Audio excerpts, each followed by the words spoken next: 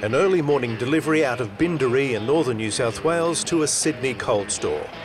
But for much of their beef, it's the first leg of a much longer trip to the US. It's a common story. Exporters like Sanger that specialise in high-end beef are experiencing growth of at least 20% year on year to America. We've got customers that are buying our meat because it's organic, and we've got customers that are buying it because it's grass-fed, and we've got customers that buy it because it's both. But we're certainly in a field that is undersupplied in America, and we're there and we can take advantage of it. Over in Boston, his main wholesaler for organic beef agrees there's masses of untapped potential. Right now, we're really just scratching the surface. The demand for organic grass-fed beef in the United States has been increasing consistently over the last several years. We've gone from small specialty stores requiring the product to very large national retailers, and we see that demand continuing to grow. With retailers like Whole Foods and Costco on board, the biggest hurdle in the way of growth for him is keeping up with demand. If we have more supply, there's more consumers in the US that want to buy the product, and we just need to get it and get it out into their hands. Last year, shipments to the US of grass-fed and chilled grass-fed beef totaled just under 170,000 tonnes, making it our second biggest export market by volume. This year, MLA forecast beef exports to the US to increase by 28% as the US economy recovers post-GFC. While frozen manufacturing beef still makes up the majority, 62% last year, the appetite for chilled beef is showing greater promise, the result of a growing trend of food consciousness in the US that favours our production methods. People are very concerned about the animal welfare, the effect of how the cattle are raised, and how the beef they eat affects the health of their family. The vast majority of US beef is grain-fed, so our sustainably produced grass-fed meat stands out from the crowd. The free-range conditions and our traceability system are big selling points. MLA and its partners use these positive attributes in their marketing. We exploit it by holding ourselves up as a clean, green environment.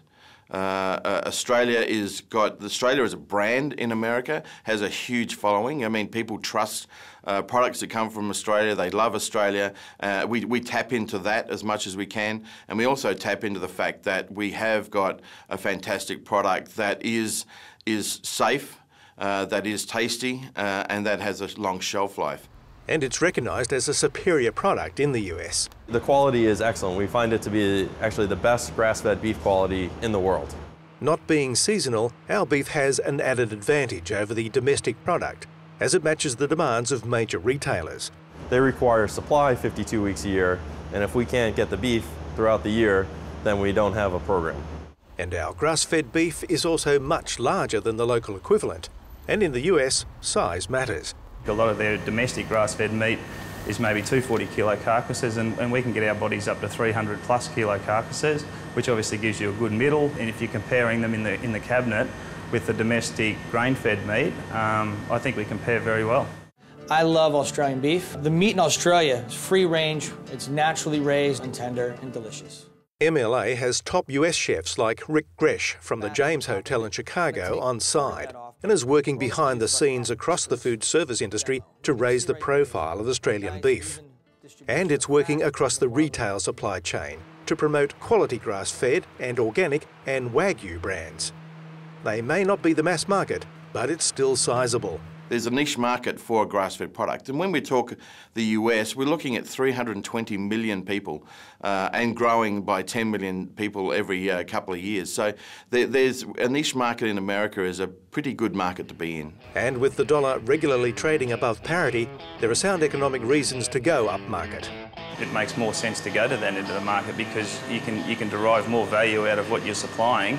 And it's in those markets, because if you look at the grass-fed domestic supply in America, it is quite expensive, and so we can tap into that premium and ultimately get a better return. And there are other competitive factors going in our favour. The US production, beef production is going down, corn prices are going up, there's a lot of drought in major cattle producing areas, so proteins are actually going up in America, and which is helping our exports as far as dollar-wise is concerned.